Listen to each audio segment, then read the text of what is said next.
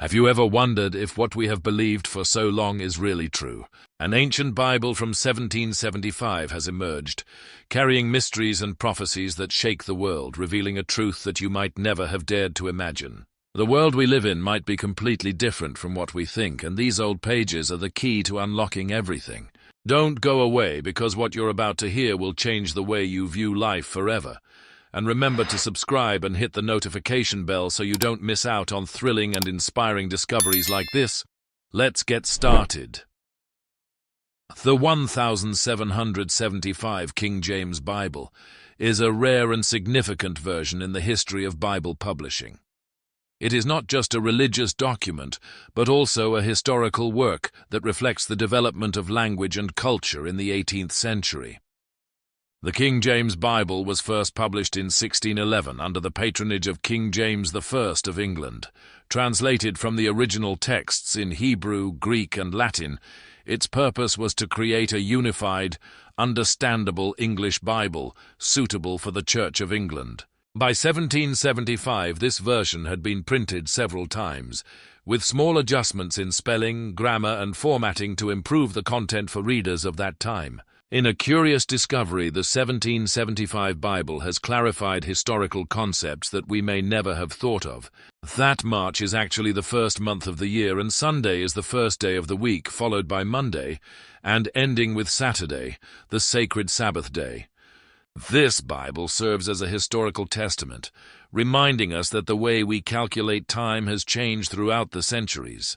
It is noteworthy how ancient calendar systems reflected not only religious beliefs, but also the social structures of the time.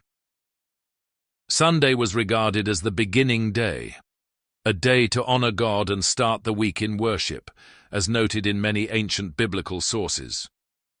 This aligns with early Christian beliefs, which emphasize the importance of the Sabbath, Saturday, as a day of rest and prayer.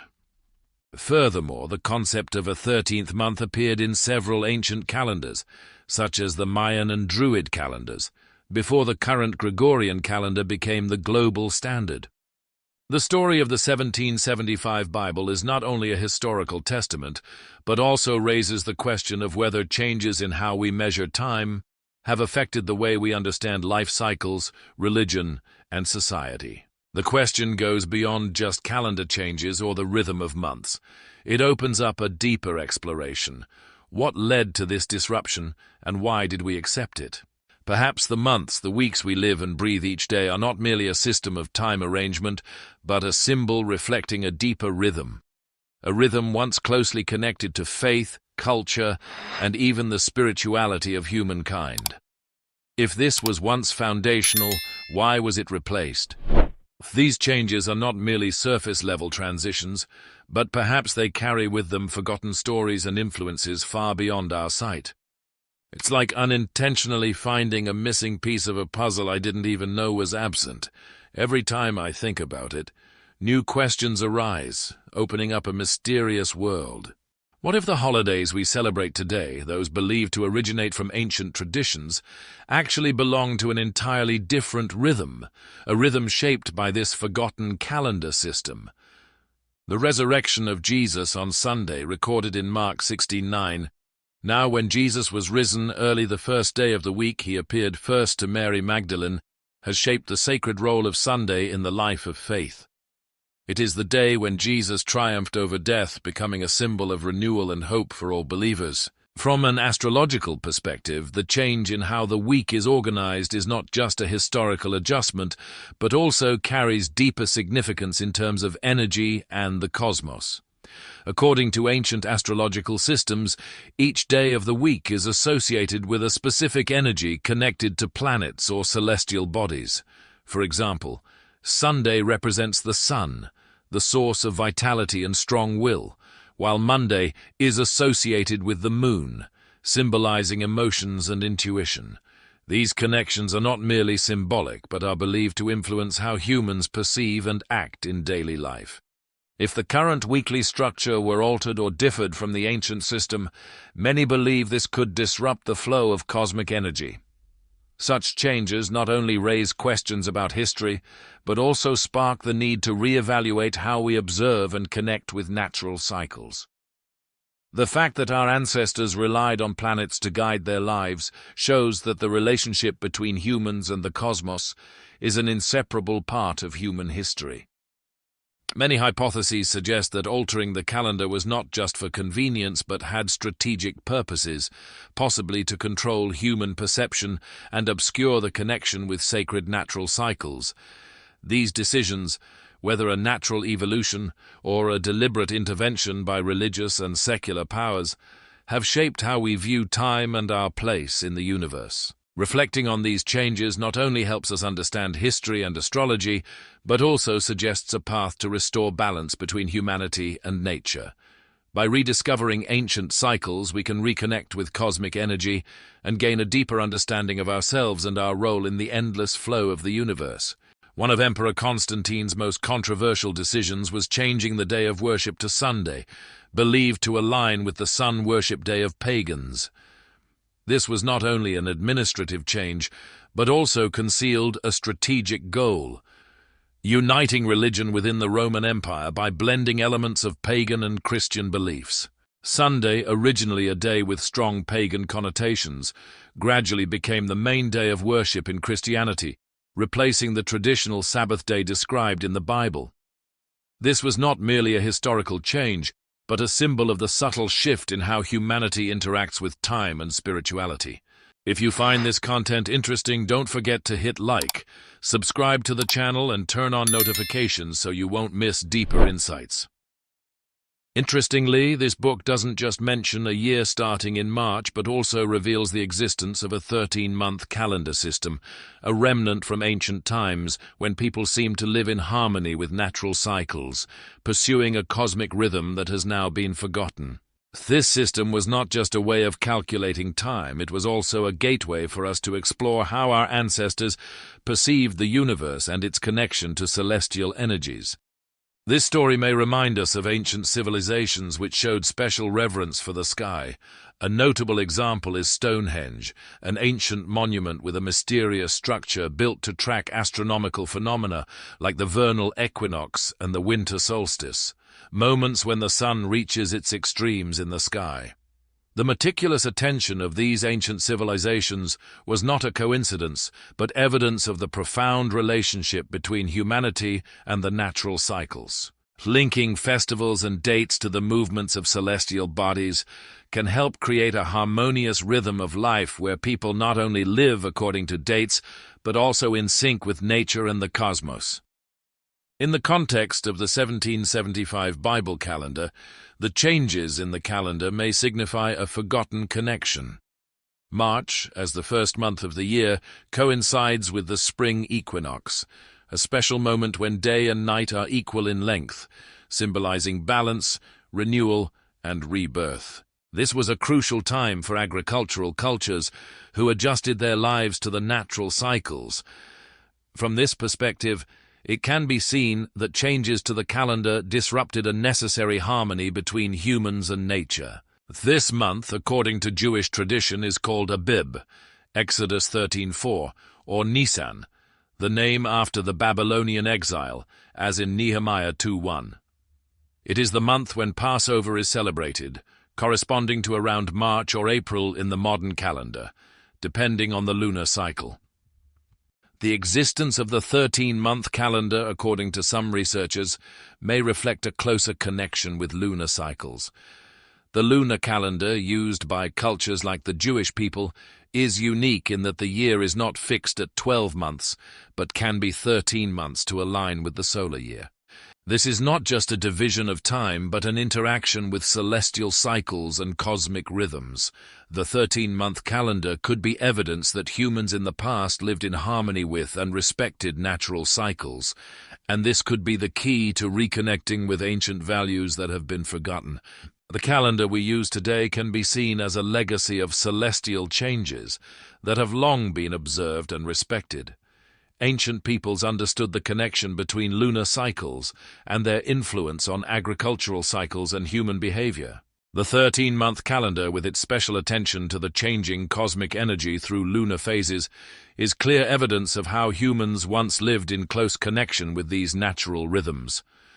The 7-day week, a lasting legacy of these celestial observations, was built around the connection of each day to a classical planet known to the ancients. This arrangement was emphasized when the 1775 Bible calendar identified Sunday as the first day of the week, harmonizing with the position of the sun in the solar system. This not only provides insight into how time was understood and honored, but also reflects a shift in how humans connect with the cosmos. When studying the 1775 Bible calendar, we face not only a historical curiosity, but also an opportunity to understand how time and cosmic energy have influenced religious rituals and social behaviors. The story of the blending of pagan traditions with Christian holidays, especially Christmas, demonstrates a strategic mixture of pagan and Christian rituals. December 25th, though recognized by the Church in the 4th century as the birth date of Jesus, coincides with the Roman festival of Saturnalia and the winter solstice celebration, marking the rebirth of the sun, a significant symbol across many cultures.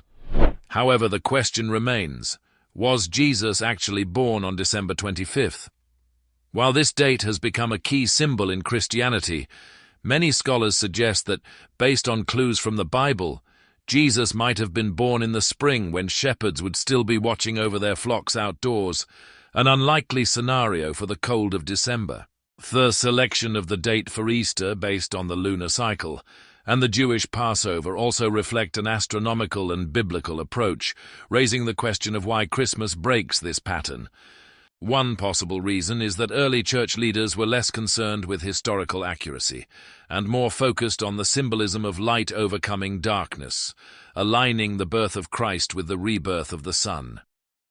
Constantine, one of the most influential figures, may have shifted Jesus' birth to December to coincide with pagan festivals, such as December 23rd, which marked the day of Tammuz, the son of Nimrod, a mythological figure believed to be reborn in his son. This blending of Christmas with pagan rituals may have been a way to make religious conversion easier for pagans. Another notable detail is the custom of erecting a Christmas tree during this time, a ritual reflecting the rebirth and resurrection of the divine. This becomes more complicated with the words in Leviticus 16:21. You shall not plant for yourselves any tree as an Asherah beside the altar of the Lord your God, which could clearly reflect opposition to pagan rituals. The ornaments placed on trees in pagan rituals symbolize testicles, while the tree itself is a symbol of the axe. These rituals, whether religious or mythological, reflect powerful images and symbols that have existed in ancient cultures. The story in Jeremiah 10 serves as a clear warning to Israel. Hear the word which the Lord speaks to you, O house of Israel. Thus says the Lord, do not learn the way of the Gentiles. Do not be dismayed at the signs of heaven. For the Gentiles are dismayed at them, for the customs of the peoples are futile.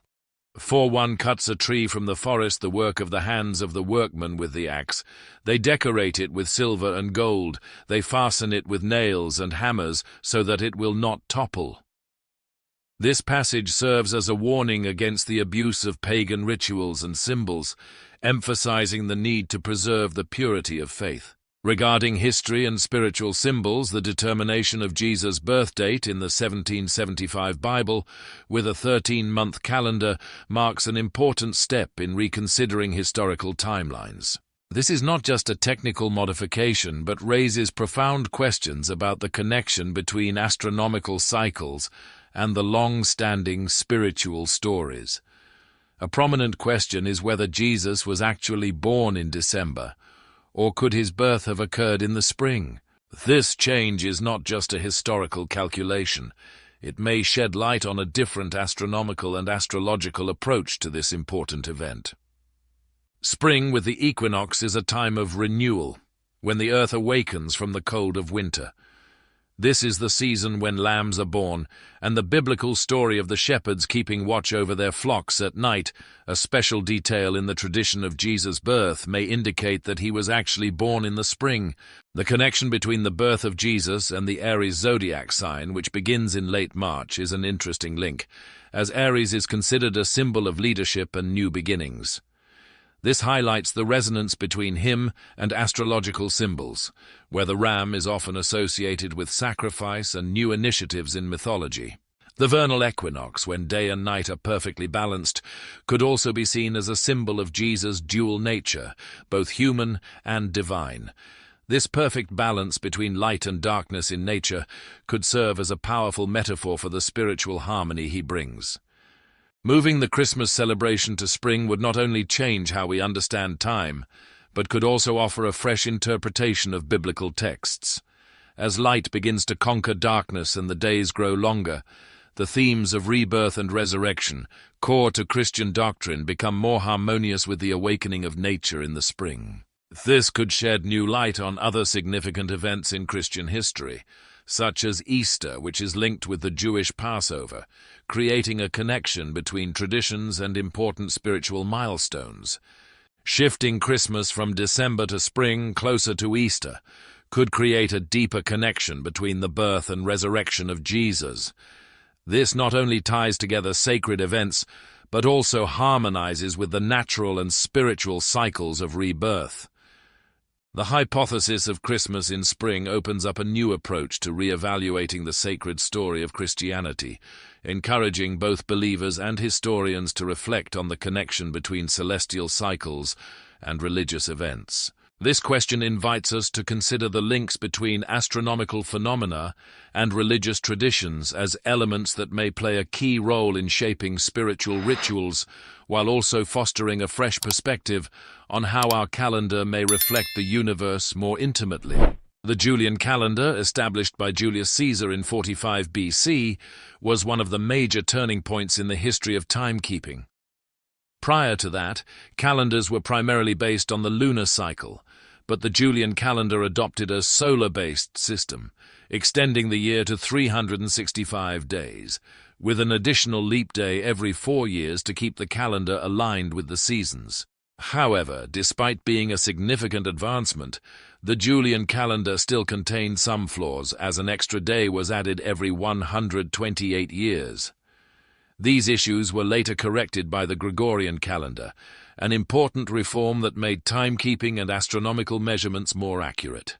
The adoption of the Julian and later the Gregorian calendars was not merely a technical change, but also reflected a shift in how humanity connected with natural cycles and the cosmos. A calendar is not just a tool for measuring time, but also a reflection of how we understand the world and the movements of celestial bodies. From this perspective, the change in how time was measured also raises big questions about the link between historical events and the cosmic factors that may influence how we understand and commemorate important moments in faith. The 13-month calendar, a system that might have aligned better with natural cycles, was gradually phased out. One of the main reasons for this transition was not only practical necessity, but also deep political motives. As Roman society developed and became more complex, a stable, predictable, and uniform calendar system became essential for managing important events such as festivals, agricultural cycles, and tax deadlines. Additionally, this system helped maintain consistent social order, which was crucial in such a vast and complex empire as Rome. However, this transition was not only about practical management, it was also a strategic power play. Roman emperors who controlled the calendar manipulated it to reinforce their positions. One common strategy was to extend the emperor's reigns by adding months or adjusting deadlines, creating instability in already stable natural cycles. Moreover, these emperors also introduced personal festivals into the calendar to solidify their power and influence while honoring special events related to them. Those changes, though initially subtle and small, had far-reaching effects over time.